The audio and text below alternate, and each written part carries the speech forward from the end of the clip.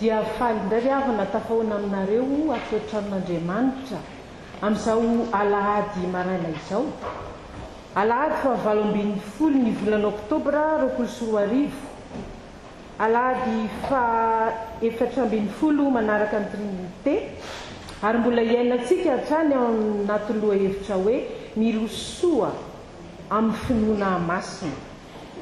Alahady koa raha araky ny pericopany FJKM natokana ho an'ny mamre moa dia fikambanan'ny vehivavy religieuse zay nazo ilazana azy masera FJKM zay manoka tena ho an'Andriamanitra tanteraka, ka dia miompo mampanahy amin'izy ireo isika ny amin'izany safidy masina izany. Riavana malala ao amin'ny tompo ho ampitovona mandrakariva amintsika ny fahasoavana sy ny fitiavana avy amin'ilay Andriamanitra raintsika sy Jesosy Kristy tompontsika. Amen. Iaraitsangana isika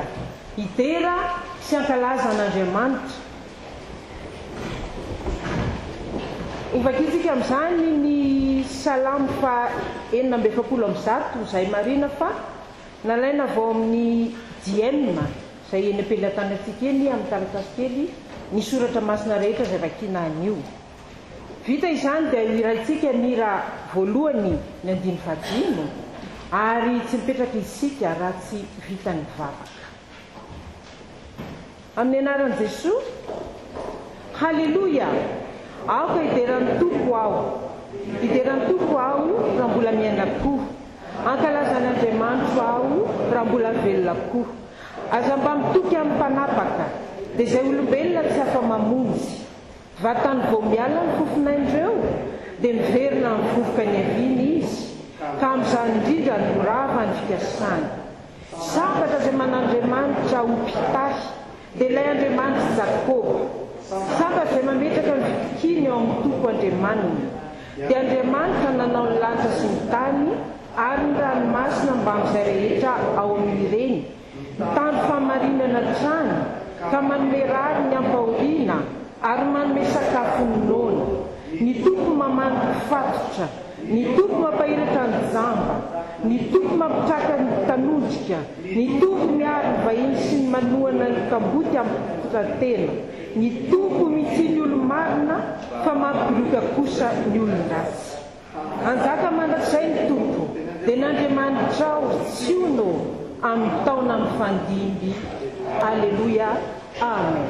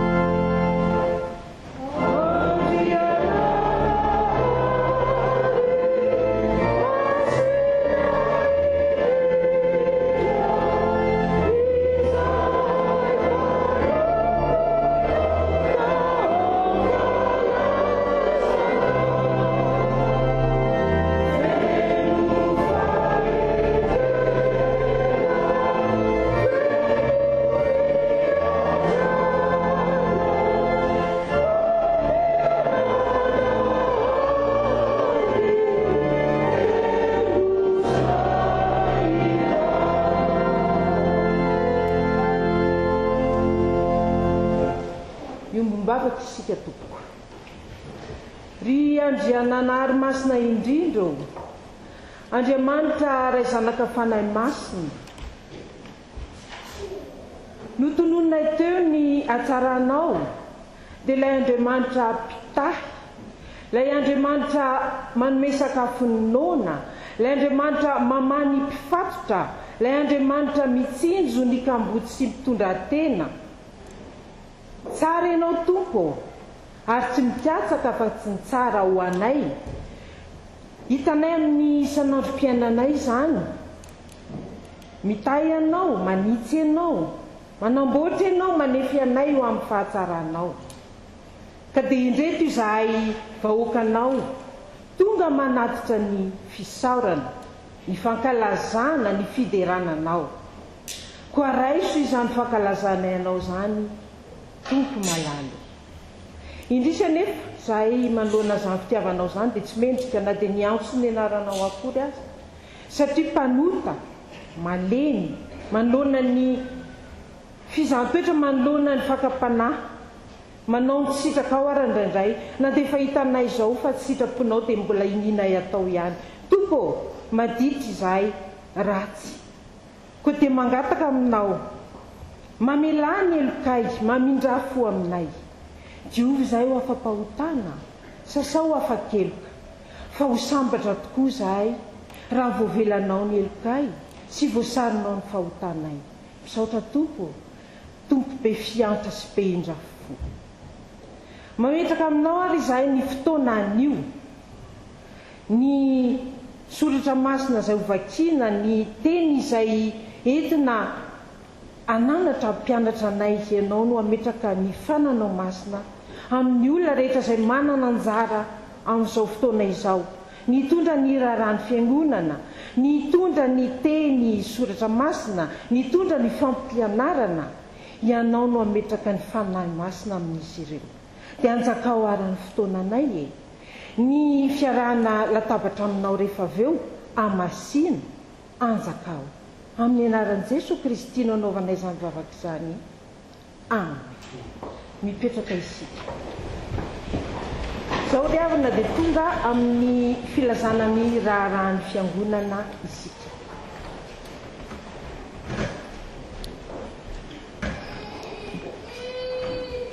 Dia miarabantsika rehetra indray amin'ny anaran'ny Tompo Jesosy. Miroso amin'ny finoana masina, ianao ilay mpampahery no mandrisika iandroso. Izao koa moa ny lofon'ny tazona finoana, nanao ny fanompoana tireo fianakaviako, satria ny teniriko dia miankina aminao ry Tompo be fity. Koa meteza manampy mba tsy haniasy ity mpanomponao. Dia ho antsika mpanara-diny Tompo, ireto ny asany atolony amintsika. Atolontsika zany avy amin'ny fiandreketana ny ara-panahy, antsoina ny zanaparitra rehetra mba anatitra ny fandaharana asa taona 2024 hatramin'ny faran'ny volana oktobra ho avy izao. Ary ny fiandreketana ny ara-panahy dia hivory ny azoma fa 30 volana oktobra ho avy izao, manomboka amin'ny 12 ratoandro ao amin'ny ankany Andriamanjato, efitrano Raimitrena. Ny avy amin'ny sampana kosindray, ny sampana sekoly Alahady, avy amin'ny sampana sekoly Lahady, ny sekoly Lahady antsoina ny Birao, ny mpampianatra, ny mpandrarà, mba ho tonga amin'ny fivoriam-be ny sabotsy fa 14 volana oktobra ho avy izao, manomboka amin'ny 8 ora sasany ka hatramin'ny 12 ora ao amin'ny ankany Andriamanjato. Avy amin'ny sampana Sedeferke, ho fanokafana ny toam-pitezana dia ho tanterahiny zany anio Alahady fa 18 volana oktobra manomboka amin'ny 2 ora sasany, anasana ireo vaovao sy antsona ihany koa rehefa tranainy, ary isy ny fizarana ny fitaovam-pianarana sy ny fizarana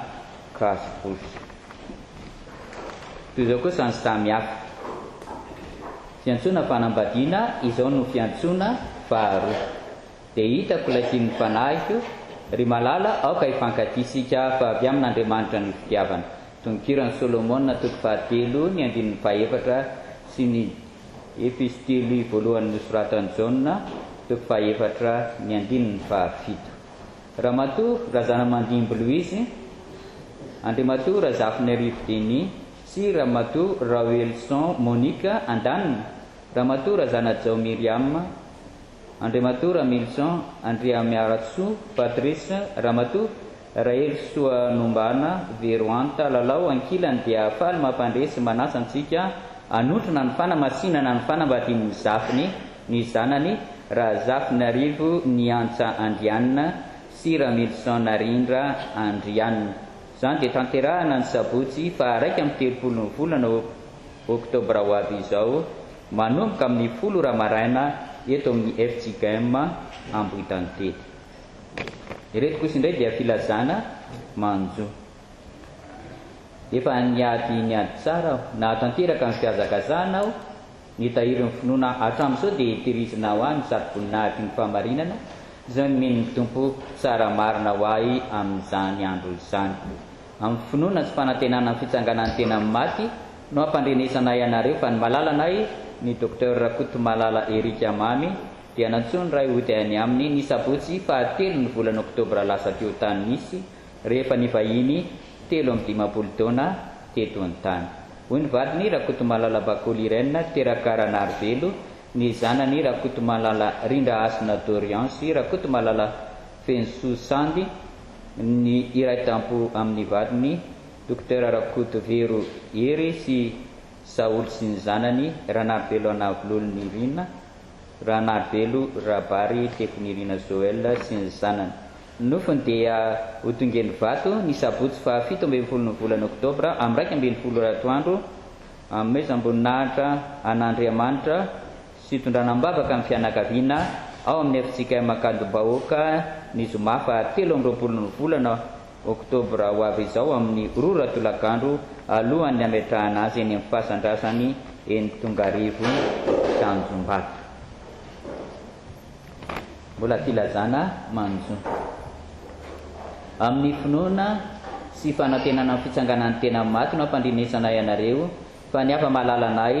Rakoto Arinjara ray voajan'olonlalao loolona dia nantsony ray hotany amin'ny rehefa nivahiny 70 taona teto an-tany. Hoy ny vadiny Andria Miajasoa Rasolaromanana Olivier, ny zanany Razafindraleva Naina sy Rasolaromanana Ajalalaina sy Rasolo Armanana Rij. Ny nofony dia efa niala tao an-tranony ary nientina nanomezam-boninahitra an'Andriamanitra teto amin'ny efitsika Ambohitantely ny alakamisy fa 15 ny volana oktobra lasa teo ary nafenina tany amin'ny fahasandrazany tao Masindray. Ny fianakaviana moa dia nanolotra fararakitra amin'ny anaran'ny tompoko vavy. Ny fianakavian'ny tompoko vavy Razafina Andrasana Vero Antayankoa dia namela fararakitra hoentina mampandroso ny asan'ny fiangonana. Amaranana dia taratasy fisaorana. Angaviana ny fianakavian'ny Razafina Andrasana Vero Anta mba hitsangana. Ny vady aman-janany ny Praitapo, ny fianakaviana manontolo dia manatitra fisaorana sy fankasitrahana ny mpitandrina amin'ny vady, ny birao fiangonana, ny lolona sy ny dekona, ny antoko fanantenahana, ny koral Ambotantely noho ny fiaraha-miory sy narahana teny fanantenana ka tsy nahalavo tany ianareo tamin'ny voadimandry ny havanay Razafina Andrasana Vero Anta. Andriamanitra ny fiadanana ane no amaly anareo. Afaka mipetraka ianareo. Dia toy izay no raharaha voaray eto am-pelantanana. Ho an'Andriamanitra ivereny no voninahitra. Sotra andro sy mafy kirevana anao izay namparantsika izay asan'ny andro izay dia manonona fiadanan'ny tompo amintsika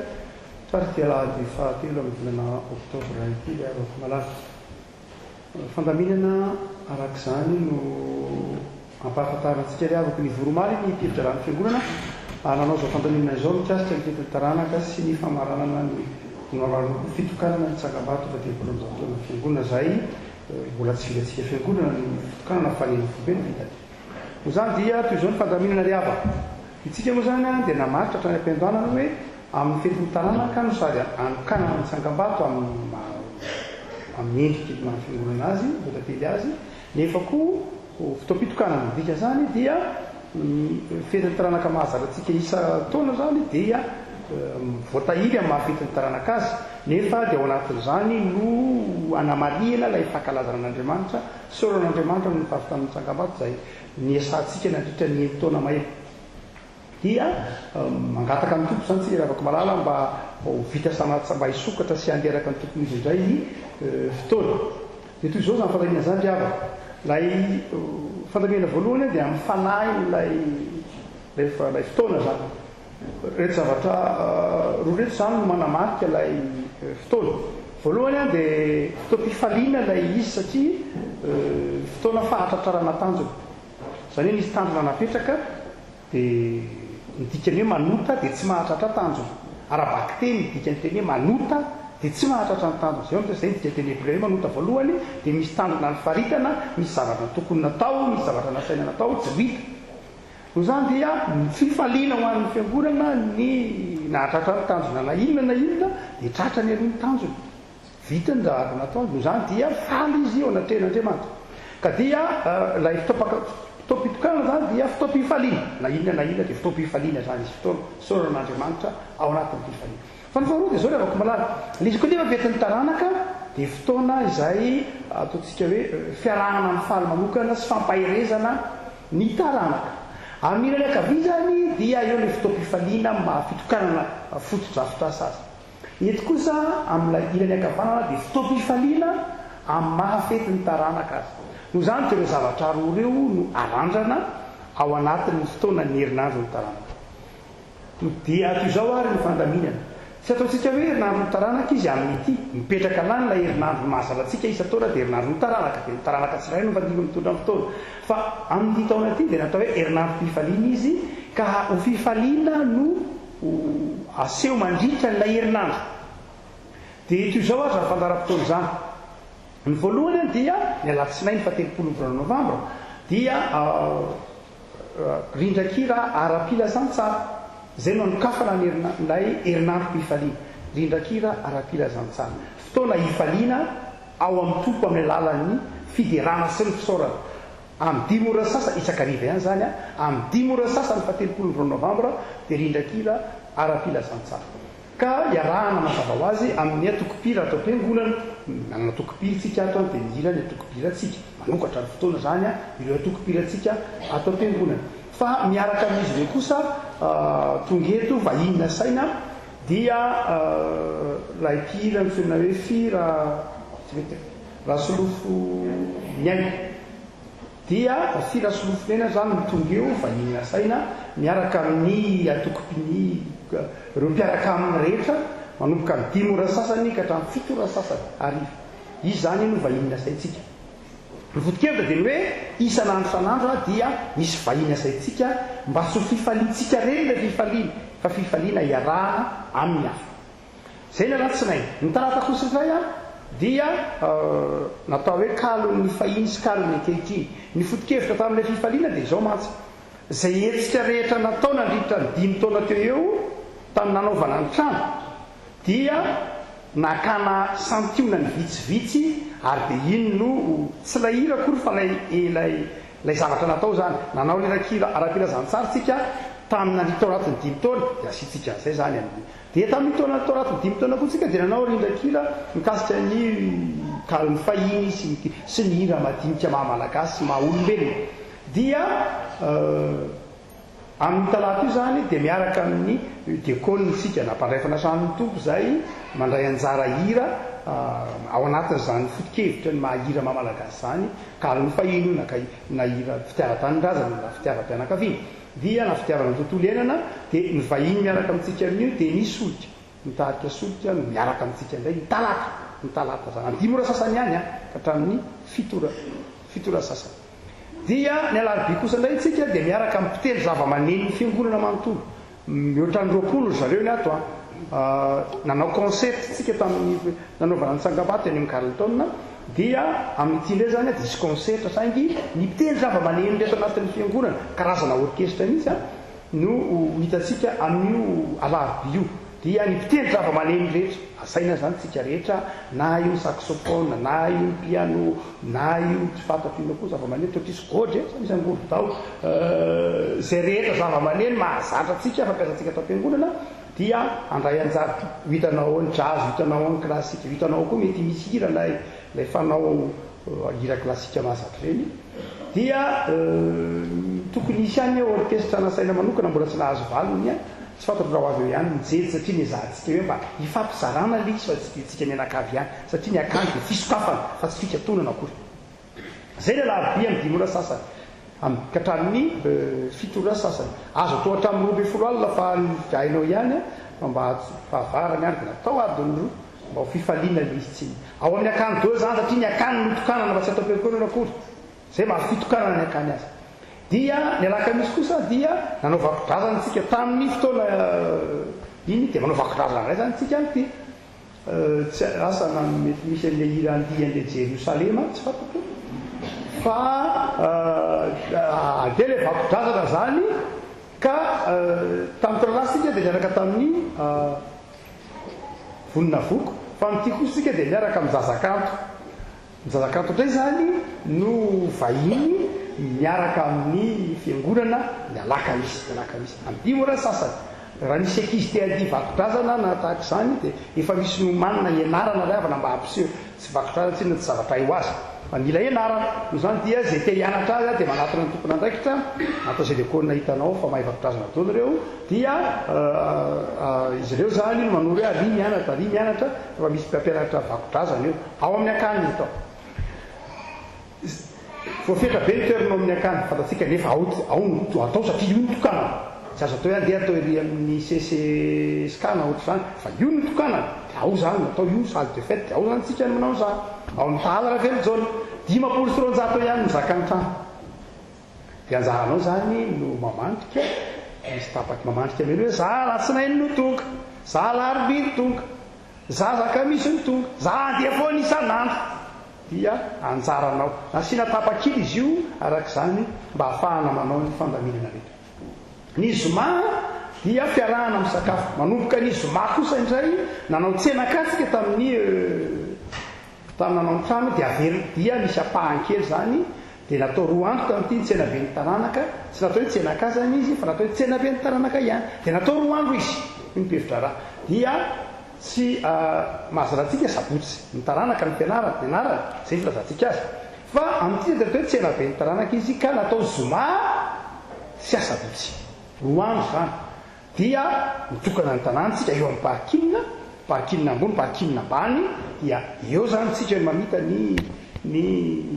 tsy laninao io ty ambony kely etera taloha ila tsy fena fa amin'ity zany parkinina ambony parkinina ambany akany ny ato amin'ny préau dia zay no anaovantsika ny tsena be mandritra ny roa andro zomasy sabotsy dia tsy miova ndray kosa nefa fandaminana ny zanaparitra ny zanaparitra ny mampandeha ny feny tsena be ny taranaka isan-taona dia manomana an'izay zany ianao zanaparitra tsy raharay avy mivoriana reo mpanetaparitra dia ataovano fandaminana ahafahana metraka hoe entiny sy tandinareo anareo zavatra homanina roa andro zao no homanina zanaparitra mba ho fifaliana lay izy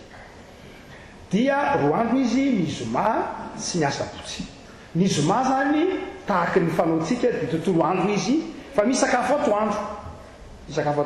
dia rehefa avy mividy zavatra ianao satria eo anatin'ny tsenany krismasy io zavatra atao zany dia mety efa manakaikaiky ny krismasy satria efa fiandohan'ny desambra dia mety tonga dia efa mizahatra fidinao tadrifin'ny krismasy eo dia mandeha mijeritseny ianao dia tsangatsanganao dia misy fiarahany sakafo netoandro na ny sabotsy na ny zoma misy fiarahany sakafo ny zoma manentana ao anatin'ilay fiarahany sakafo senanelanelaneny dia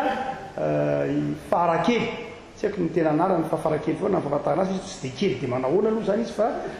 zay fotsiny ny fiantso azy farakely dia zay ny zoma ny sabotsy kosa dia fiarahana amin'ny sakafo tahaka ny mahazatra to tahaka ny zoma ihany fiarahana amin'ny sakafo ny sabotsy ao amin'ny ato amin'ny tahala dia miara amin'ny sakafo dia misy any eo ny animation sy ny fanetanana isan-karazany miaraka amintsika ny dia inasy lukalika moa zanaky ny fiangonana na zanaky ny fiangonana zanaky ny fiangonana dia atao amintsika izy dia izy sy ina ratsy isy fandaminana tapoko eo ny antony dia misy fandaminana kely ataony totoany mazanganga mba mijoary tsy fantatro fa inalo ny efa fantatra fa misy fandaminana kely arak'izany zay ny akapobeny ny votoatin'ilay izy ny alahady kosika dia toy izao manomboka ny fotoam-pivavahana ny fetin'ny taranaka ka mahafety ny taranaka azy dia atao am-piangonana indray tsika tsy any amin'ny akany akory raha fitokanana amin'ny akany ary fa fetin'ny taranaka atao am-piangonana fa tsy any amin'ny akany dia mipetraka zany ny fetin'ny taranaka dia am-piangonana mivalo ora sy sasany maray fetiny taranaka tahaka ny mahazatra dia amin'nyvaloray sasany vita ny fetiny taranaka dia midina any amin'ny akantsika miara misakafo mafitokanana fifaliana azy dia midina makany amin'ny akany ray tsika miara ny sakafo amin'ny akapobeny mahatraratra ny amin'ny 200 any sika rehefa misakafo ao dia azo mareo saryatsaina amin'izany ny fandaminana iandry ao andrefanao ambany ao tsy maninona fa zakany pevitra raha fa matanjaka ireo dia farety tsy zakany dia kamy manasa vilia zareo da dia zao nanao hoe ny vilia zany ho sasany any fa ny sotro no entinareo dia samy mitondra ny sotro sy ny fourchetiny ary ny famafana vava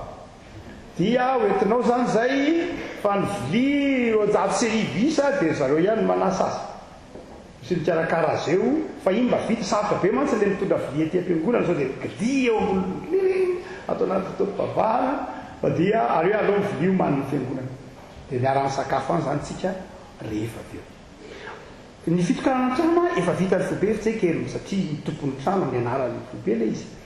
dia efa nitokana ny tsy misy zany fanapahana ruban ntsony tsy fanao ntsony zany efa vita ny fanapahana ruban fa misy kosa nefa tsangabato vaty lehibe farak'izay geza be hitokana ny fiangonana matsangabato azy tena tsangabato hita maso eo amin'ny parking io dia eo zany misy tsangabato lehibe anankiray 2 metatra sy 30 any ny avony 2 metatra ny savaivony dia tsy hoe vato fe vato izy io fa izao rehavako malala ny votoatiny tena fahatsiarovana ny tenin'ny Jakoba ny teny fanefa tamin'ity dia ny hoe tsy hafa ity fa tranon'Andriamanitra dia tena tsangabato milaza izay hotsaroana mihitsy zay dika tsangabato tsy na fahatsiarovana taona vitsivitsy lasa zay dia nanatrika fitokanana tsangabato ohatran'io antsika io trano tsara tarehy nataon'ny eglizy protestante anankiray tao Genève Saint-Gervais nanala fiangonana dia nahavita trano izy zany tsara tarehy amina tapitrisa Suisse ny vola lany dia mitokana amin'le fiangonana mitokana an'le trano tsara tarehy be le trano tena sy misoratra tao amin'le trano na sy takela bato dia zao no takela bato hoe afatra ho an'ny taranaka amin'izany fotoana ho avy dia nanafatra zany izy manao hoe zao ny afatra ho anareo taranaka raha vao miditra amin'le toeranao dia tonga dia le afatra no hitanao dia zao ny afatra ho an'ny taranaka tsika malagasy zany nakatahaka fa tsy raha ny tena marina ny gasy ny tena tompony zany hoe vato na melakafatra ny gasy ny tena tompony zany fa dia amin'ny fotoana io zany tsika dia andeha ametraka afatra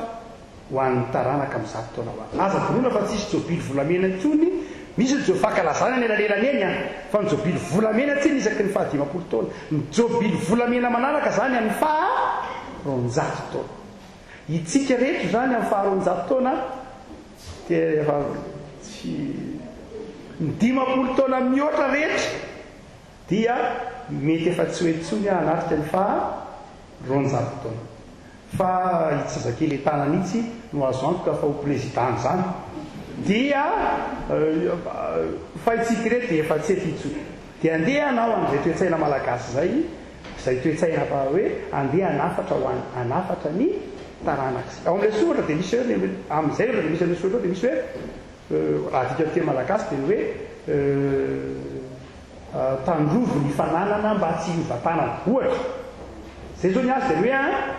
tena be dia be ny sotoavina napetraka ireo ray aman-dreny nandrova betsaka nareo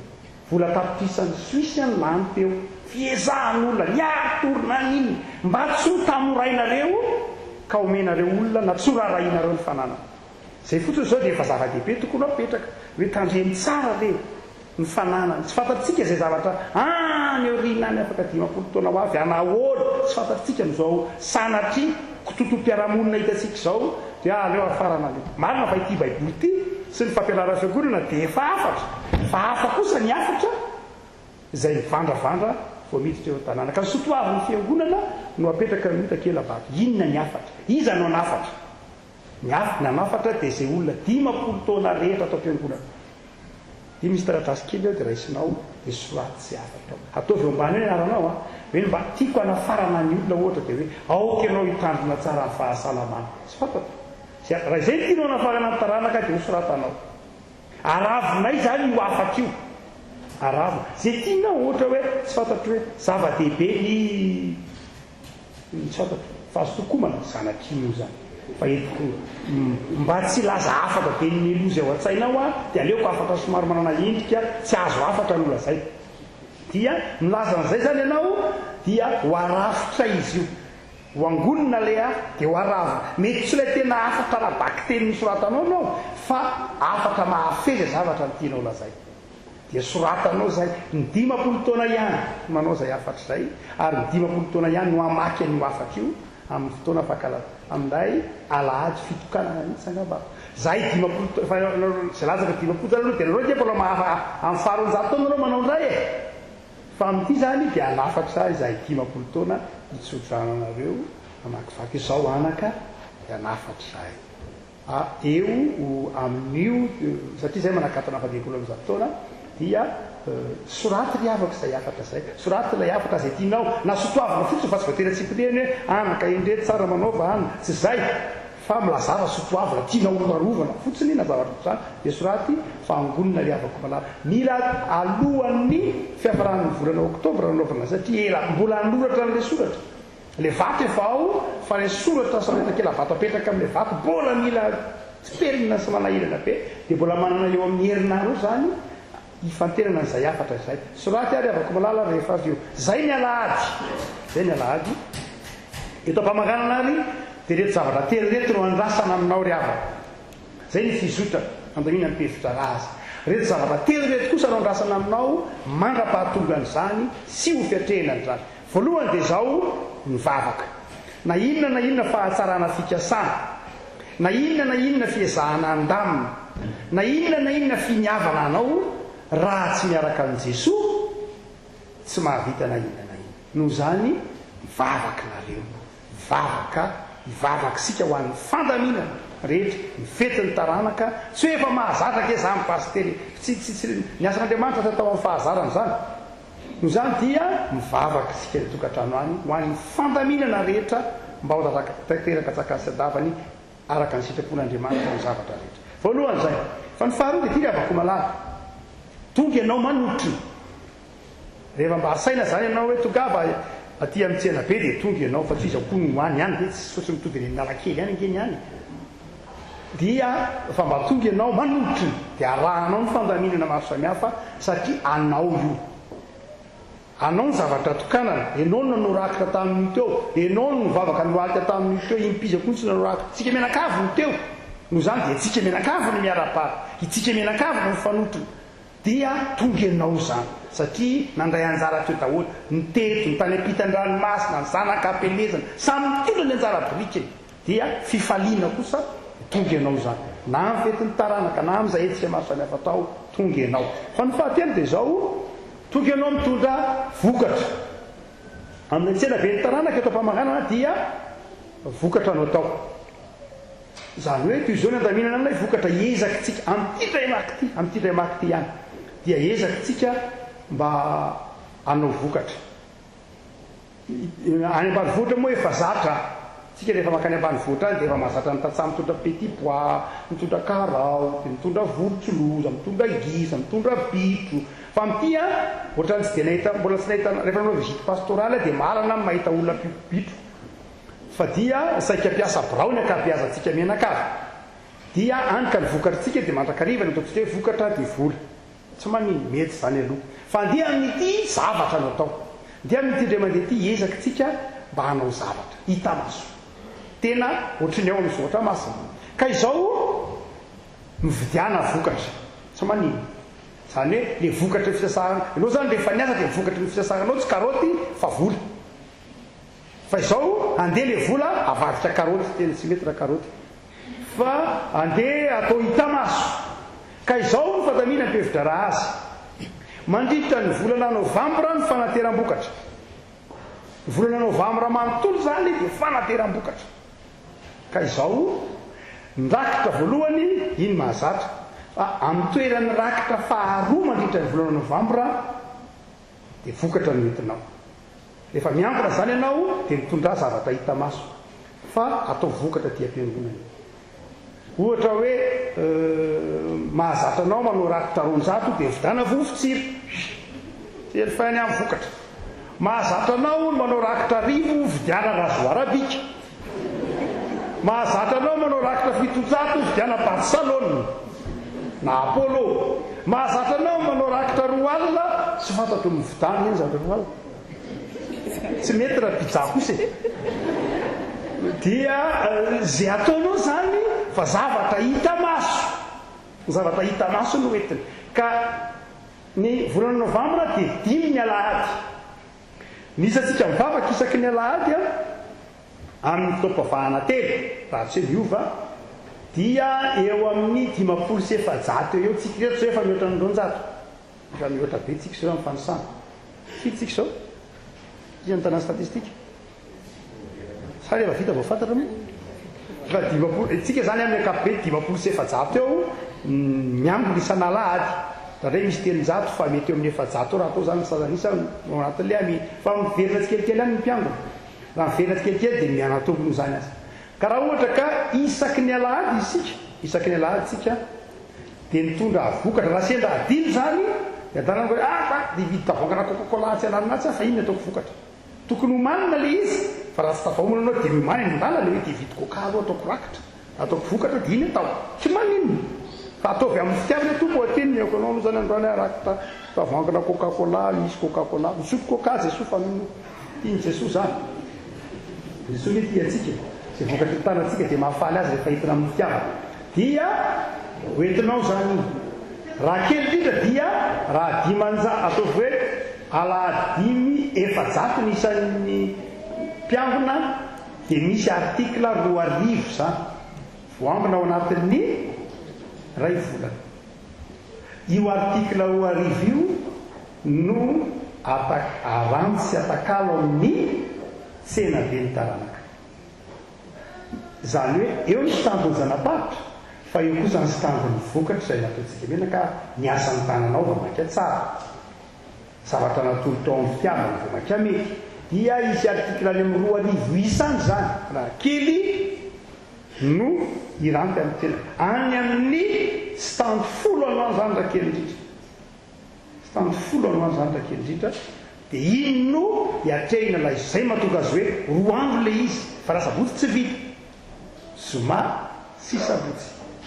ary raha ohatra ka sanatry tsy vita sabotsy dia ataontsika lavantiny alahady amin'ny fiarahana sakafo sola zao zany mazava ho azy tsy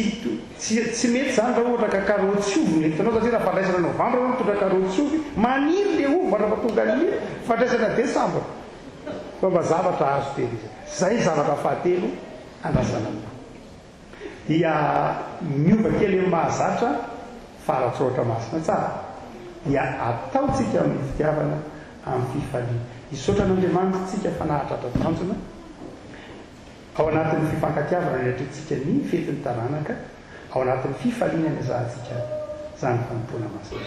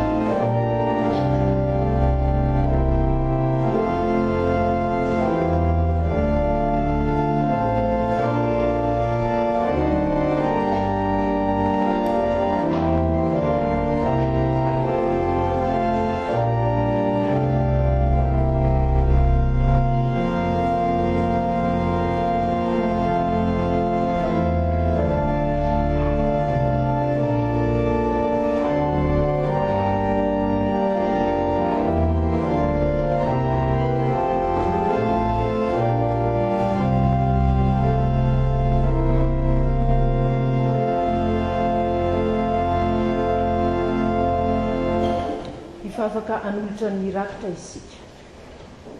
Tompo malalo ndre toy izahay mitondra ny fanatitra ho anao amin'izao ora sy fotoana izao. Marika hita maso ihany ireny nangona ireny tompo ny amin'ny fitahina izay nomenao anay, fa atolotra miaraka amin'izany ihany koa ny tenanay manontolo, ny mombanay rehetra, ny tongotray, ny tananay hiasa ho anao, ny tena fofanahy saina ho fanatitra velona ho anao, koa dia raisy tompo ankasitrao fa fanaty-tsitrapo. Amin'ny anaran'i Jesosy Kristy mpamonjy anay no anaovanay izany vavaka izany, misaotra raha eo. Amen. Mipetraka ny fiangonana.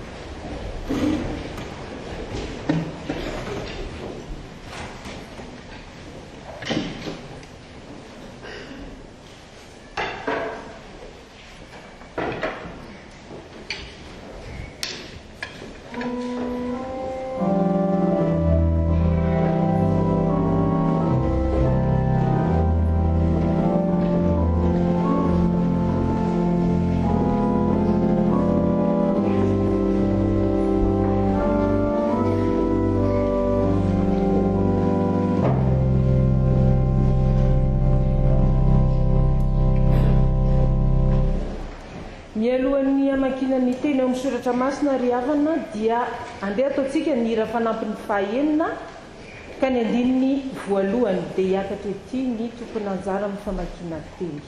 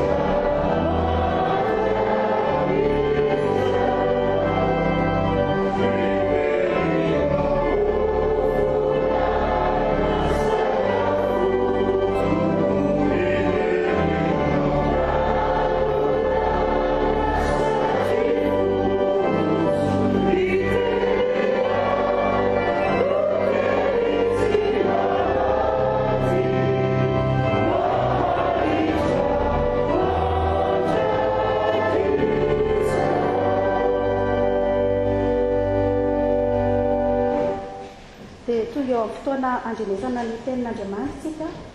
dia alohan'izany dia hiary hivavaka isika. Tompo, saotranao izahay fa mbola nomenao izao fotoana izao ahafahanay mamaky sy miaino ny teninao dia angatahanay ny fanahinao masina mba nazava ny teny izay horenesinay. Ary aoka ihany koa ianao anendry ny lelan'ny mpanomponao izay hitondra ny afatrao ka tsy sorinay afa-tsy ny feonao irery ihany. Dia mitenena Tompo fa vonim-piainanao izahay. Amen. Ny teny soratra masina izay hovakintsika dia hitantsika ao amin'ny fanefiana taloha, boky ny tantara araka ny diaima izay fenapelatanantsika. Boky ny tantara faharoa toko faharoapolo.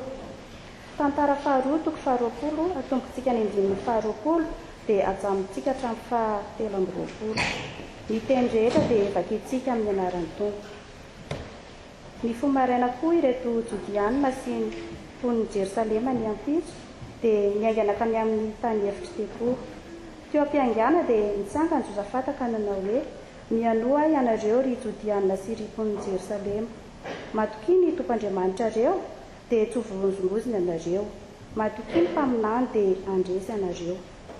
Rehefa niarana andinika tamin'ny vahoaka i Josafata dia nanendrim-pihira hialohan'ny tafika ka hanao fanamiana masina sady hideran'ny Tompo hanao hoe miderany Tompo ianareo maharitra mandrakizay ny fitiavana. Raha vao nanomboka ny opy sy ny dery ireo mpihira dia nataon'ny tompo nisy fifanjevona teo amin'ny Amonita sy ny Moabita ary Edomita, izay tonga nafika ny Jodianina ka dia nifamery ireo. Nitsangana ny Amonita sy ny Moabita hamely ny Edomita ka nahamonina faty sy nandringana azy, ary noho ny voaringan'izy rotota ny Edomita dia isanisy kosa avy eo no ifandringana. Mbola itony fakiteny. Mbola itony famakina ny teny, izany dia antsika eo amin'ny epistily faharoa sy fahatam'ny Paoly amin'ny Timoty. Timoty faharoa, atoko voalohany, ny dimy voalohany. Ary ho faranantsika eo mpitsanganana ny famakina ny filazantsara araka amin'ny Matio, atoko faraka amin'ny roapolo, ny dimy fahavalo ambin'ny folo ka hatramin'ny faharoa amin'ny roapolo.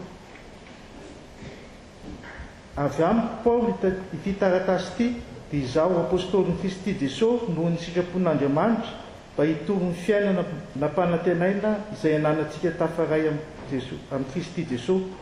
Mamangy anao aho, Timoty zanako malala, ho aminao anie ny fahasoavana sy ny famindra-po ary ny fiadanana avy amin'Andriamanitra iray sy Kristy Jesosy tompontsika. Famporisihana mba ho mahatoky amin'ny finoana. Verom-pisaorana an'Andriamanitra aho, dia Andriamanitra izay tompoy amin'ny fieritreretana mahitsy toy ny nataon'ireo razako. Verom-pisaorana azy aho rehefa mahatsiaro anao tsy tapaka amin'ny fivavahana ataoko andro aman'alina. Tsaroko ny ranomasonao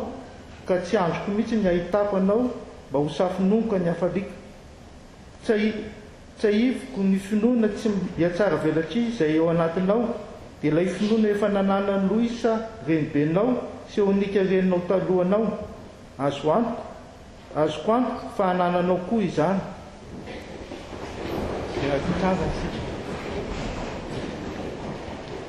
Dia niverina maraina ho any an-tanàny Jesosy ary natsiaronona, natazana aviavy anankiray teo amoron-dalana izy, dia lasa nakeo. Kanto tsy nahita na inona teo aminy afa-tsy ravina fotsiny. Dia hoy Jesosy tamin'ilay aviavy, tsy amo intsony ianao na oviana na oviny. Ary vetivety foana dia mainy ilay aviavy. Gara ny mpianatra nahita izany ka vakovava hoe ahoana reny na maina vetivety io aviavy io. Dia nivaliny Jesosy hoe izao no lazaiko marina aminareo, raha manam-pinoana ianareo ka tsy misalasala, dia tsy izao nataoko tamin'ny aviavy izao ihany no vitanareo. Fa na hitsy tendrombohitra hitsy azy hitenenanareo hoe mialahy eo ary mianjerany an-dranomasina, dia ho tonga izany. Raha mino ianareo na inona angatahinareo amin'ny fivavahana, dia ho azonareo avokoa. Ray masinao manasina ny fahamarina teninao ny fahamarina. Amen.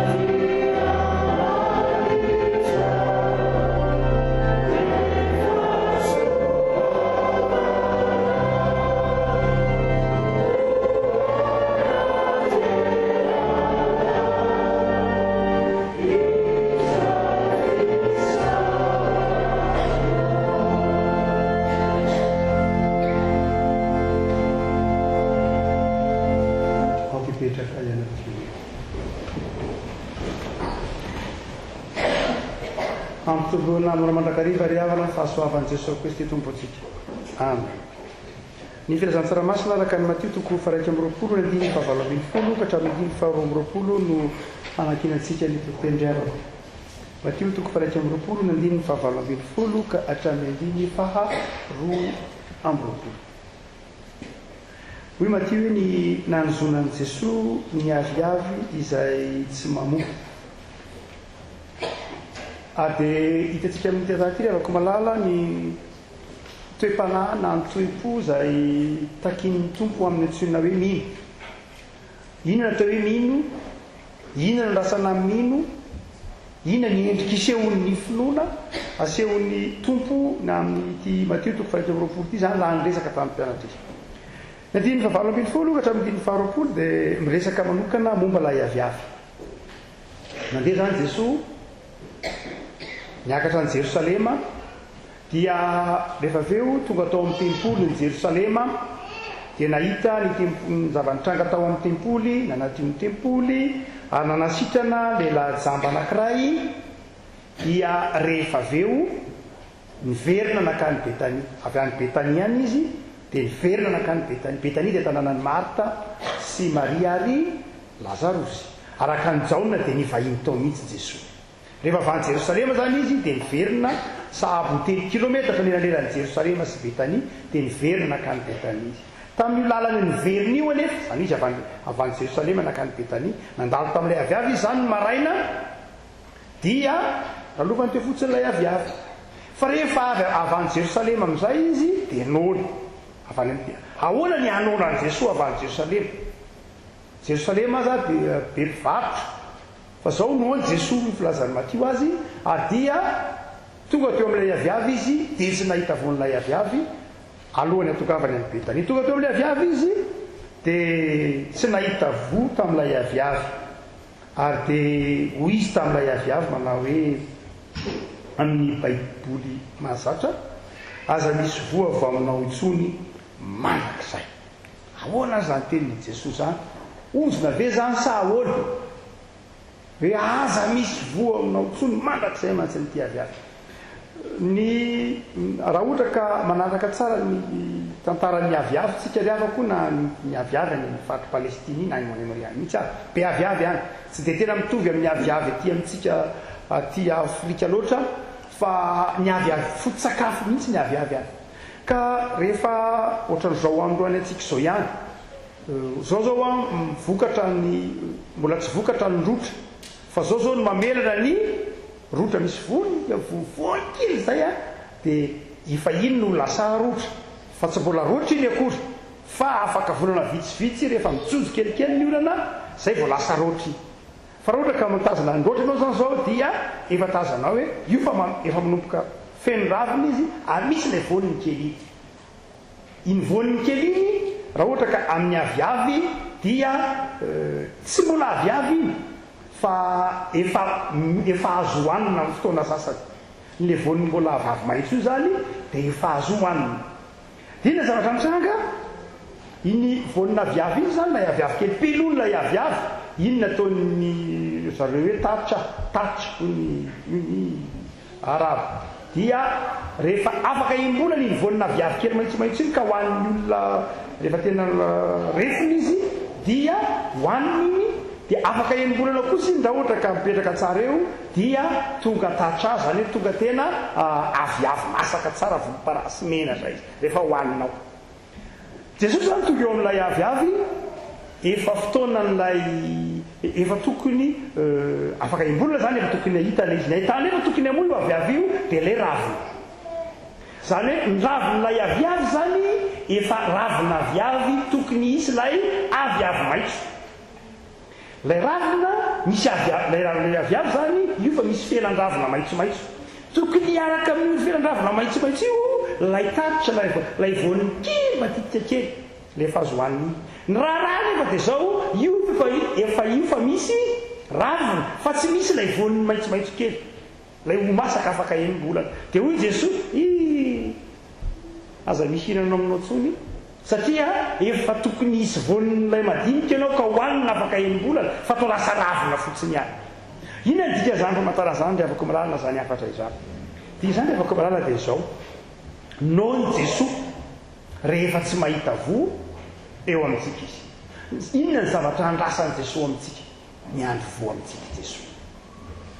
Miandry vo amintsika Jesosy. Ny zava-maniry afaka milalana ny lalàna ny feny zava-maniry dia zao rehefa tsy mitombo dia maty. Zay lalàna ny zava-maniry. Mety na dia ataontsika hoe zava-maniry efa antitra be azo efa antitra be ara dia mitombo ihany izy. Any misy ravina mivoaka, misy mitombo ny tahona, mety mitombo ny faka. Fa izao tsy maintsy mitombo ny zava-maniry fa raha tsy mitombo ny zava-maniry maty izy. zay mantoka an' jesosy mampita ny fiainana kristianina amin'ny zava-maniry. zaho ny voaloboka ianareo io sampany ary mandrakariva aza ny fitombona ara-panahy dia tsy hoarina amin'ny fitombona amin'ny abe fa fitombona amin'ny tahaky ny fitombony zava-maniry. Inona ny hevitro zany? Ny kristiana zany le avako malala dia izao ny mpino dia tokony hitombo mandrakariva, fa raha tsy mitombo ny mpino dia maty izy. Ny finoana zany dia tokony hitombo mandrakariva raha tsy zany maty izy. Zay ny dikan'ilay fanoharana nataon'i Jesosy hoe raha misy manam-pinoana lehibe, zay ny tena ao lehibe tahaka ny voatsinampy. Zany hoe ny mpianatra zany mieritreritra hoe be finoana vao mahita zavatra, vao mahavita zavatra. Fa iny tompoko anao hoe raha manana finoana lehibe tahaka ny voatsinampy dia afaka miteny amin'ny voaroa azy io hoe mivariny, mongota na mioaviavy. Dia zany afaka malala dia izao ny finoana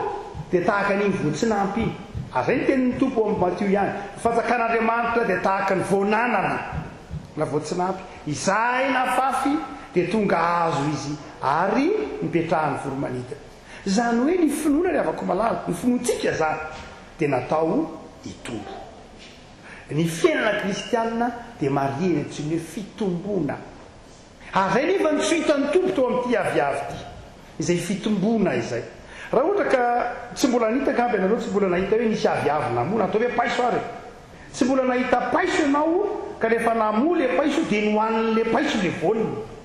Ary tao nohanin'le paiso ihany na le volin'le paiso teo. Fa izao rehefa mamoa paiso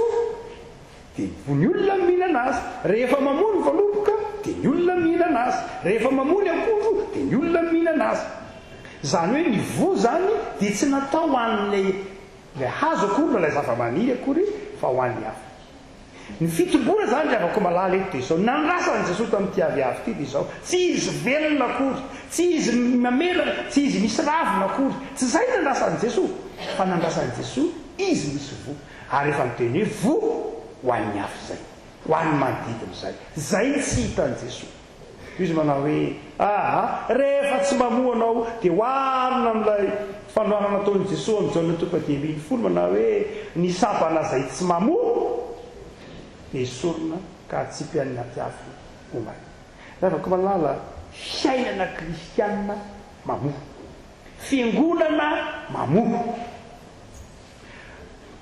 Ny mpivaofina ny exégèten'ny Matio dia mamaky io apahan'io amin'izao solomaso izao. Avy any Jerosalema Jesosy dia nandalo tao amin'ny tempoly izy. Dia rehefa tao amin'ny tempoly izy, alohan'ny nandehanany dia nandalo tao amin'ny aviavy izy zany, sy miteny an'ilay aviavy izy. Nakany amin'ilay tempoly izy, diso fanantenana izy tany amin'ilay tempoly. Inona no hitany tany amin'ny tempoly? Tsy fiainana mpanompon'Andriamanitra no hita tao amin'ny tempoly tao Jerosalema. Ary natokan'i Jesosy tezitra, ny filazantsara azy tezitra Jesosy. Ary rehefa avy eo Jesosy miverina, nono izy non'Andriamanitra satria niandro vokatra tao amin'ny tempoly izy. Inona ny mahavoky an'Andriamanitra? Inona ny zavatra andrasan'Andriamanitra? Inona ny zavatra andrasan'i Jesosy amin'ny fiangonana le avako malala aminao? Ianao manao ny sitrapon'Andriamanitra. Zay ny sakafon'i Jesosy. Ny tenin'Andriamanitra ho Jesosy zay teneny tamintsika. Matoy izy le avako malala ny dikany teneny nono Jesosy avy any amin'ny tempoly dia milaza fa tsy nahita vo tao amin'ny tempoly izy. Noho zany ity aviavy ity ho an'ireo mpivaofy ny Matio izy manao hoe tena sarin'ilay tempoly tao Jerosalema ity aviavy tsy namoa. Tsy afa-tsy akory fa ilay tempoly jiosy tao Jerosalema ity tsy namoa ity.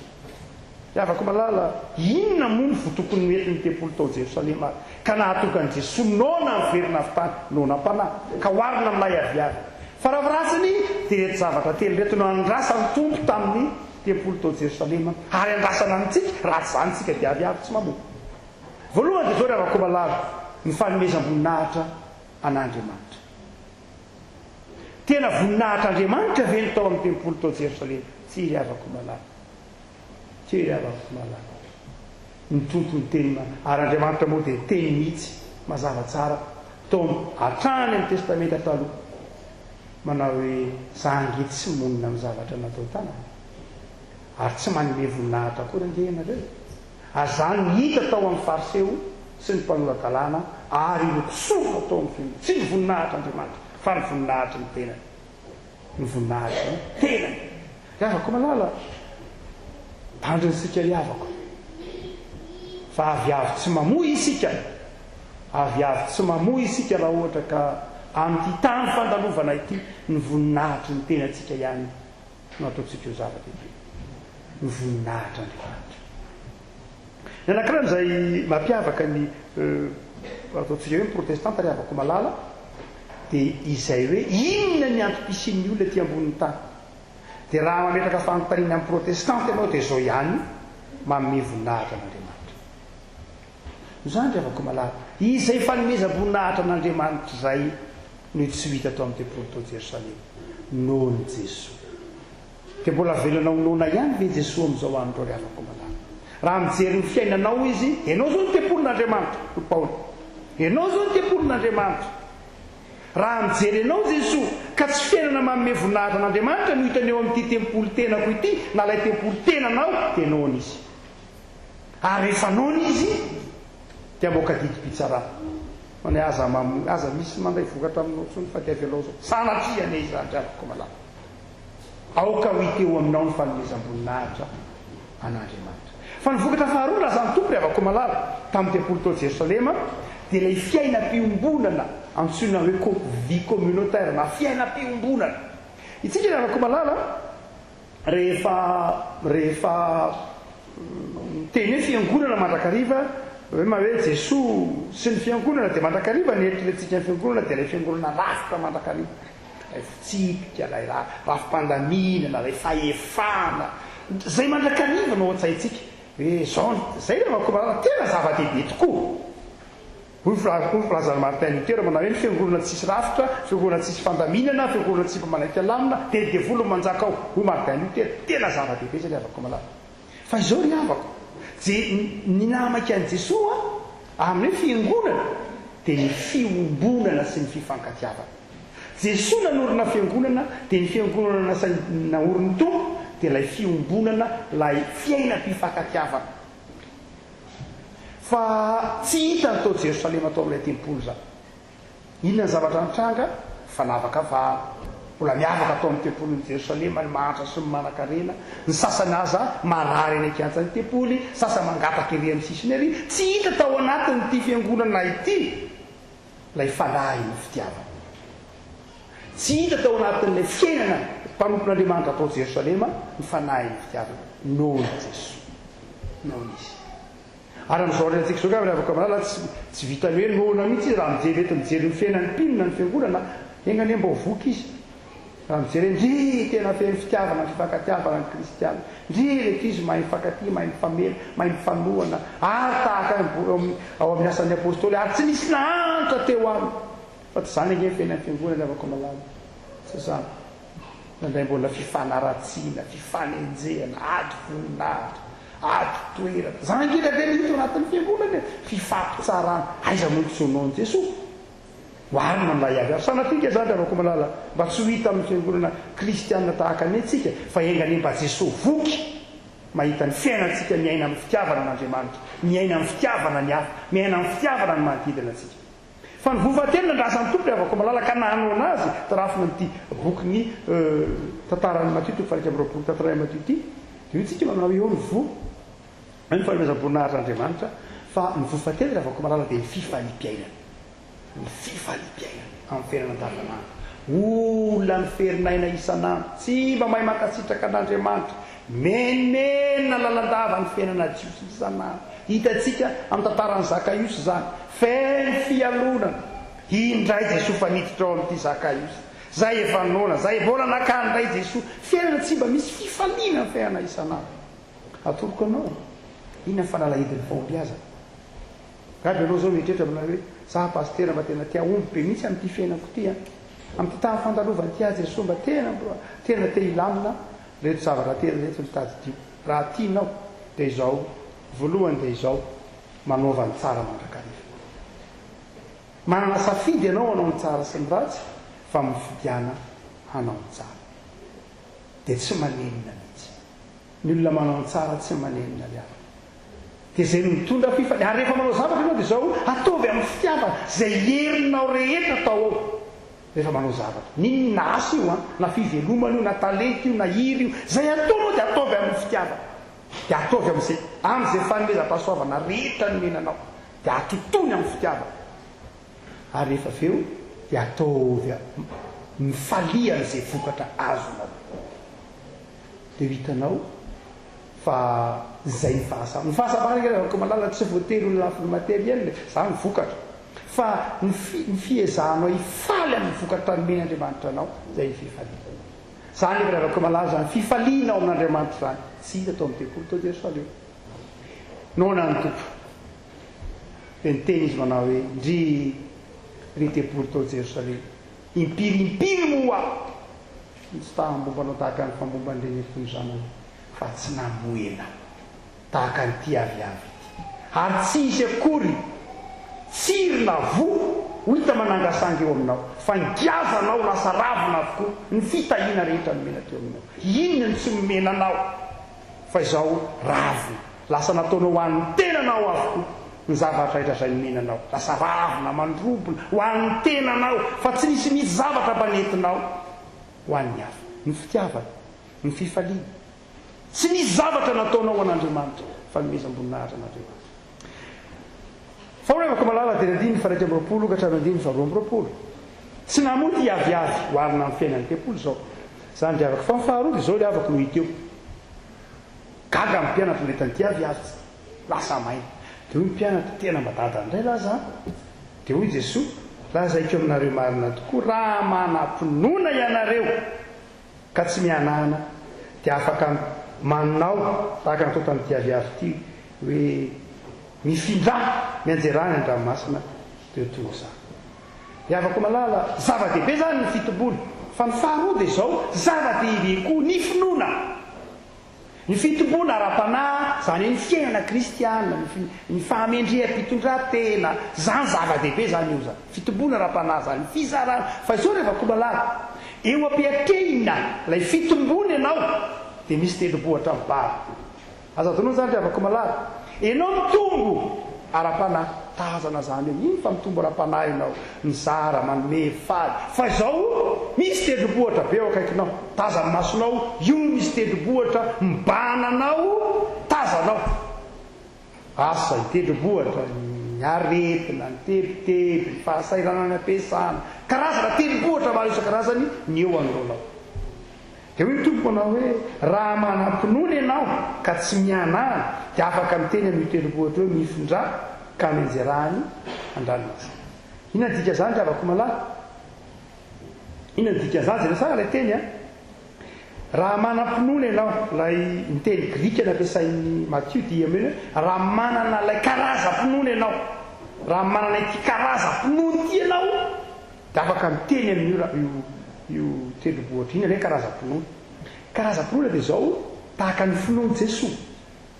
tahaka ny finoany Jesosy iny lay karaza-pinoana tahaka ny finoany Jesosy tsy hoe finoana fefinoana zany fa karazana finoana zay mihitsy raha teniny eo ka lay karaza-pinoana dia tahaka ny finoany Jesosy tahaka ny finoan'Andriamanitra. Andriamanitra raha miteny manao hoe misy mazava dia inona nataony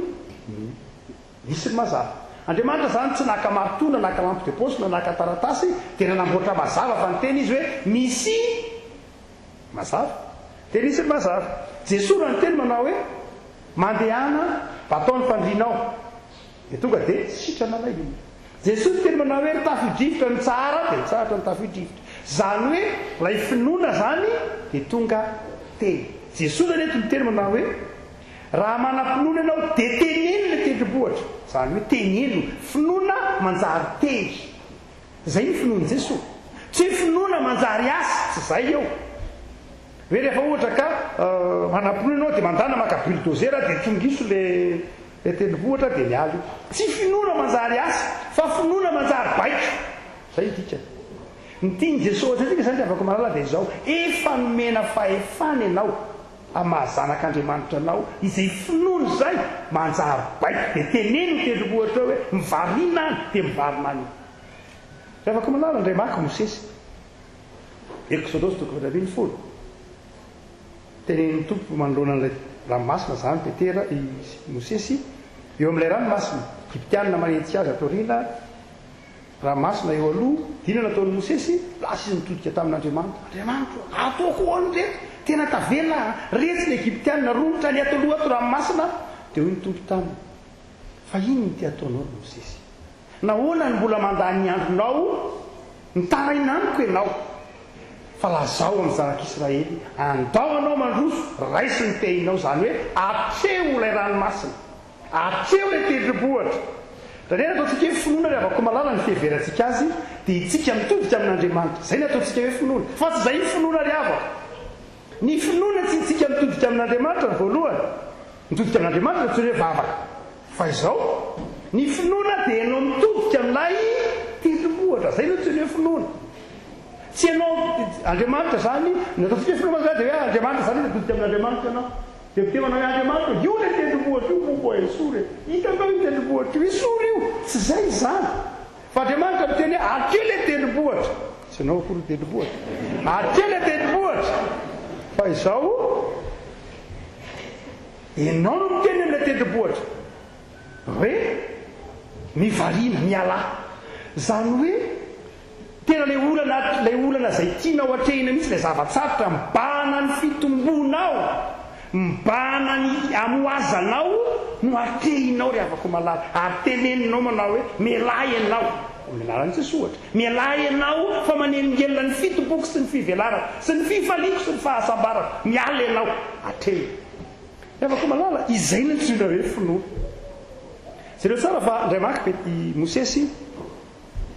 memena zanak'Israely tsy esy raha maketa eto zay dia hoy ny tompo taminy hitanao io vato lampy io atreo dia teneny zay le hoe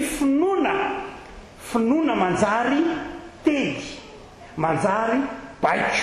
sy lay asany mahamaiky eo zany iny Jakoby zay fa amin'ity matitito ny tompoana hoe tena tsy hevitra mihitsy fa ny antsoina hoe finoana karazana finoana andrasana aminao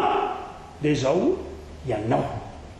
miteny manome baiko hoe zana sain'Andriamanitra hiteny aminao dia miala ianao no tendrombohitra zay ry avako ny fonon'i Jesosy zay le hoe karaza-finoana tiny ny tompo anananao re mandeha ny tompo ao Jakoba nanazava eto mpamarana ny Jakoba amin'ny baibolinareo reke jerentsika ny Jakoba toko fadiny amin'ny baiboly mahazatra ny tokeratana ny fasidiemina hoy ny Jakoba toko fahadiny andiny fafito ambin'ny folo hitanareo Jakoba aty afaraparana fa tsy ailakaitin'ny Exodosy any toy izao le izy avako Eli dia olona tahaka antsika ihany ary izy nahery ny vavaka mba tsy ilatsahany ranonorana dia tsy nilatsaka tamin'ny tany ny ranonorana telo taona sy enim-bolana ary ny vavaka indray izy ka nandatsaka ny ranonorana ny lanitra ka nahavokatra ny tany hoy izy manao hoe ary Eli nahery ny vavaka amin'ny diny fafito ambin'ny folo nahery ny vavaka na ny vavaka mafy mba tsy ilatsahany ranonorana amin'ity moa zany hoe nahery ny vavaka zany hoe tena ny vavaka mafy mihitsy Eli dia tsy nilatsaka ny orana ary aveo izy ny vavaka tsy nahery ny vavaka tsony izy fosisiny hoe ary niverina ny vavaka indray izy dia nilatsaka ny ranonorana dia rehefa toko retara dia vakio le tantara dia ho hitanao ao amin'ny mpanjaka voalohany toko fafito ambin'ny folo ny misy an'io tantara io dia hoy ny filazan'ny Jakoba azy hoe ary Eli nahery ny vavaka dia tsy nilatsaka ny ranonorana fa raha tena jerenao mpanjaka voalohany toko fafito ambin'ny folo tsy nahery ny vavaka zany Eli fa kio tsara ilay tantara fa hoy Eli tamin'ny Ahaba mpanjaka voalohany toko fafito ambin'ny folo ry Ahaba no ianao dia tsy tsatra no ianao dia tsy ho avy liorana tsy andatsakorana ny lanitra tsy vavaka zany zay no ataon'ny Jakoba hoe nahery ny vavaka Eli ny teny tahaka n'ilay hoe nino dia ny teny iny nataony Jakoba hoe mahery mivavaka. Ay le mahery mivavaka tsy le hoe mandoaka, tsy le hoe mivady agna, tsy le hoe zay, fa le miatika amin'ny finoana nataony Jakoba hoe mahery mivavaka. Jakoba hotsika manao hoe Eli tsy Covid-19 tsy nandoarika mivavaka tonga dia niteny manao hoe tsisy ny orana, tsisy ny orana. Fa izao aty mitolika valam-biny folo dia nivavaka indray Eli mba hiverenany rano norana. Dia izao nandoarika Eli hoy ny filazan'ny mpanjaka voalohany toko valam-biny folo azy indray, ary nataony teo anelanelan'ny lohalika ny lohany dia nandoarika voalohany izy. Dia niteny tamin'ny ankizilahy manao hoe manao hoana efa misy rahona ve any. Dia hoy ireo manao hoe mbola tsisy rahona dia nandoarika mivavaka fanodrona izy. Efa misy ve? Mbola tsisy dia nandoarika mivavaka fanotelo izy. Mbola misy satsika mbola tsisy ihany e. Impito nandoarika mivavaka Eli. Dia zay vao nisy rahona kely ny mpanjaka voalohany toko valam-biny folo. Dia hoy ny mpanjaka voalohany manao hoe iny ny fanogotsaka ny orana. Zany hoe raha araka ty fanazavany Jakoba ty izao nina aty amin'ilay teny manao hoe dia nivavaka indray Eli dia nirotsaka ny orana. Tsy lay nahery nivavaka. Raha ny fieritreretantsika azy dia ny hoe tamin'ny voalohany Eli dia niteny fotsy manao hoe aoka tsy hisy ny orana, dia tsy hisy ny orana. Fa rehefa nahery nivavaka izy dia niverina ny orana. Fa tsy zay raha vako malalany eo. Fa nahery nivavaka Eli hoy Jakoba, ka ile nahery nivavaka tsy nandoarika tsy nanino fa niteny fotsy manao hoe aoka tsy hisy orana. Dia zay zay natao hoe mahery nivavaka. Ary ilaha hoe mivavaka tsotra fotsiny dia le mandoarika mivavaka. Ry avako malala, inona ny dikan'izany? Ny finoana ny avako malala dia fahasahinao hibaiko hiteny amin'ny fahatokinan'Andriamanitra hoe miala ry vato manaka anaty sy ho sambatra. Avako malala, ny olona dia izao. Hoy ny filazan'ny Jakoba azy hoe Eli ange olona ohatrantsika ihany. Eli ange olona ohatrantsika ihany ny Jakoba. Tsy fanambaninany Eli zany fa fanomeza toerana sy fampaherezana anao. Eli ange boatranao ihany. Eli koa mba ny déprime.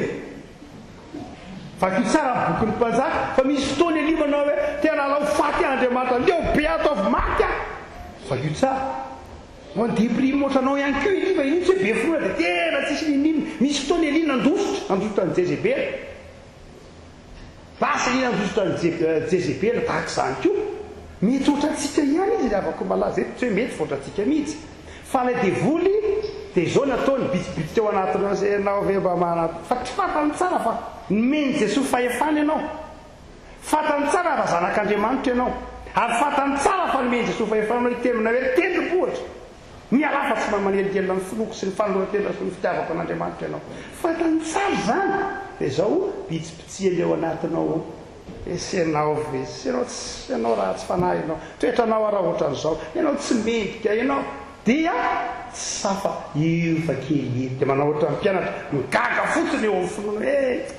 Andriamanitra dia gaka mahita ny fahagagana fa tsy samiatrika hoe tsy hita moa fa dia sakaina eky izany ty tendrombohitra ty fefanjary rehefa manelingana ny fiainanao tendrombohitra ny tsy fahasalamana ny tebitebiny iny dia tenino atreo amin'ny finoana.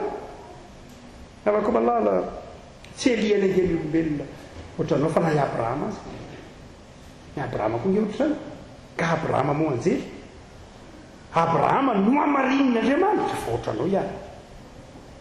Aizany misy olona mandainga hoe ity dia anabaviko nefa ny vady. Zany tsy fakatahaka mihitsy zany dia avako malala fa zany etrehitra zany ho azo atao. Tsy fanao zany anaka. Fa zao no amarin'Andriamanitra izy ary na dia hifarao aza ilay tarahana rehefa avy eo. Satria no amarin'Andriamanitra izy ry avako malala. No amarin'ny tompo izy.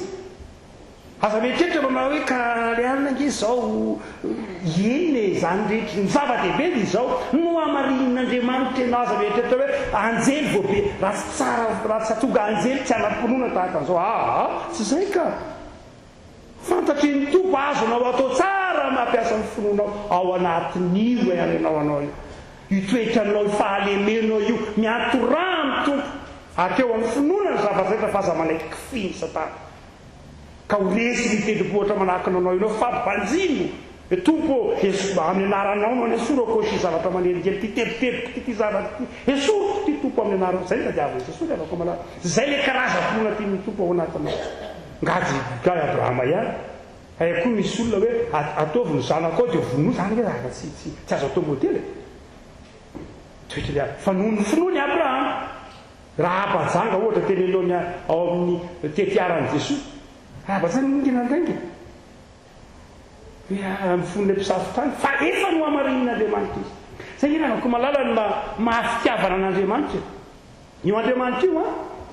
tonga amin'ny teny manao hoe za rehefa anamarina dia anamarina zay anamarina zay anamarina koa misy olona dia avako malalana ray dia kiviny satana milasa nefa tsy lety tany kiviny zay mampiapaka satana atao ngeza be eo anoloanao fahotanao fa izay enakozy enao tsy tiny enao iavako malala enao io manana azo sambatra eo anatrehan'andriamanitra manana azo faly eo anatrehan'andriamanitra ary efa nomeny Jesosy anao ny fitaovana ny finoanao ny finoana avako marana dia fanomezana avy amin'andriamanitra efa nomeny ny tompo anao zany karazam-pinoana zany dia aza manakio izy ny tompo aminao manao hoe raha manana zao karazam-pinoana zao ianao dia teneno amin'ny tendrombohitra io tsy fantatro zay tendrombohitra ao mety manana an'izany avokoa isika rehetra fa ity avako malala atreo zany ivavaka sika tompo andriamanitra io misaotra anao zahay fa andriamanitra be famindrampo ianao andriamanitra ty anay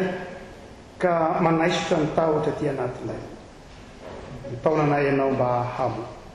ao anatin'ny famoazanay nefa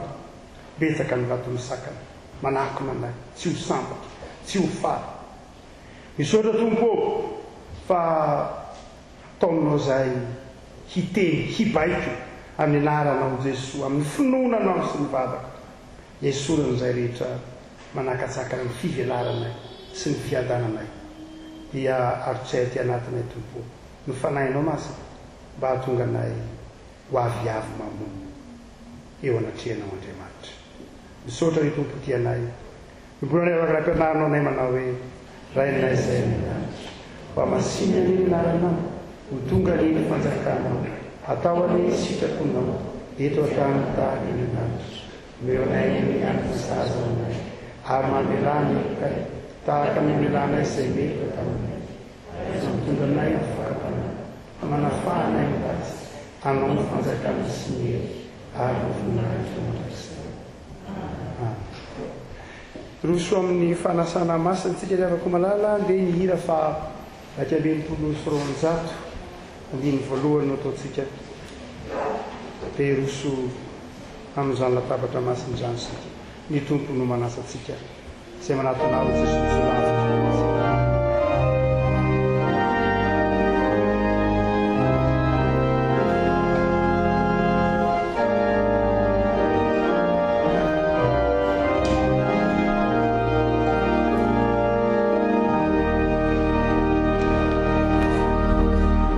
Jesosy indra fa mitsakana eo am-baravarana ka mandodona raha misy mihaino feko ka mamono varavarana dia hiditra ao aminy aho ka hiara misakafo aminy ary izy amiko asandrato eo amin'ny tompony fonareo hitsakana hivavaka isika fiangonana ry tompony tompo sy mpanjakany mpanjako ndreto zahay ankehitriny avy manatona latabatra ao masina arak'izany famindramponao zany amin'ny alalan'i Jesosy Kristy mpamonjy anay ny ranony efa nanadio anay sy nanafaka anay tamin'ny petipetin'izao tontolo zao ka taominao izahay hijoro amin'ny finoana mba hamo ho fifaliana ao Andriamanitra ny fiainanay isanandro koa miteranao zahay mankalazanao zahay manome voninahitra anao zahay noho ny fitiavanao mahagaga amin'ny fiainanay isanandro ka mahatonga anay velona tra-pamonjena ankehitriny mianta aminao zahay arotsay ny fanahinao masina tompo eo ampandraisanao zao mofo sikapoka izao mba tsy ho amin'ny fahazarana natonana ianao fa amin'ny alalan'ny fahatokina ny fitiavanao Andriamanitra amin'ny fahatsiarovana ny famindramponao amin'ny alalan'i Jesosy zanakao arotsay ny fanahinao masina ahatsiarovana ny famelan-keloka eo ampandraisana zao sakramentany Eukaristy izao koa mianta aminao zahay raiso ny fakasitrahanay manome voninahitra anao manao hoe miderana anao ranao zay ry tompo ka ira no vetesinay adra saotra dera raiso ho anao amen miterani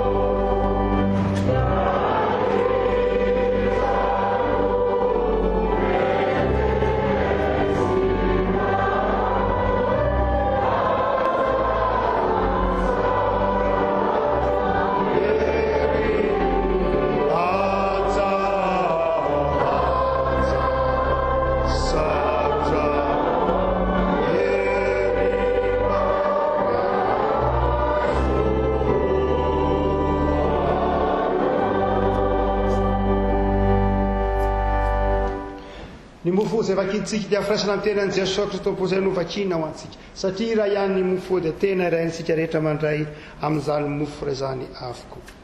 Ny kapoky ny fisaona izay soratsika dia firaisana amin'ny rano Jesosy Kristy tompontsika dia ny rano ny fanekena vaovao izay alatsaka ho antsika. O Jesosy Kristy tompo, andefa efa vavoatra ny zavatra rehetra entoka zarao amin'ny mpianakavy finoana. Amen. Aoka hipetraka ianareo liavako malala. Ny hira faharoa ambin'ny folo sy roanjato ny ao amin'ny fandaharanao liavana ao anatin'izany no izarana ny mofo sy ny kapoka eny amintsika fiangonana. 2 sy roanjato eo amin'ny fafana radio.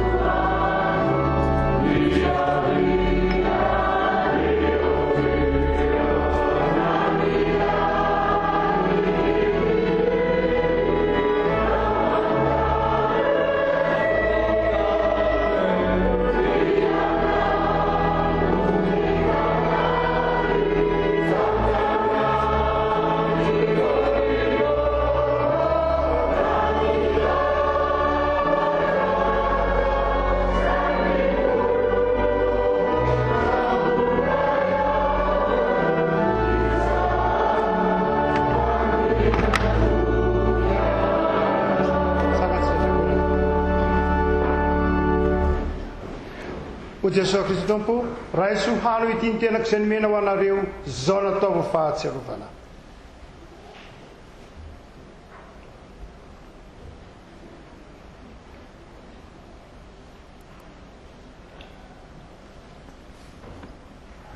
io koa Jesosy sotroinareo rehetra ty fa tiany rako izay latsaka ho anareo famelan-keloka zao nataova fahatsiarovana.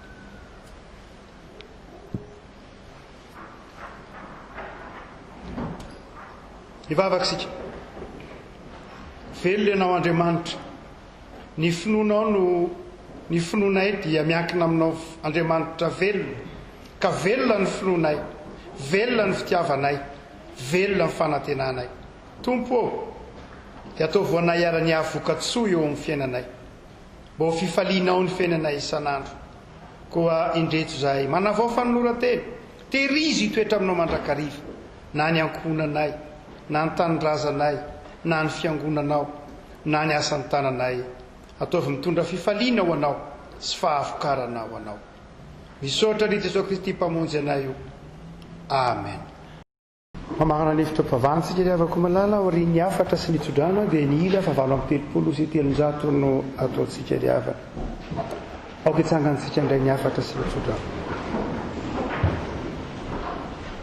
Toy izao ary ny afatra ho anao izay voavina indray ny tena sy ny rano ny tompo.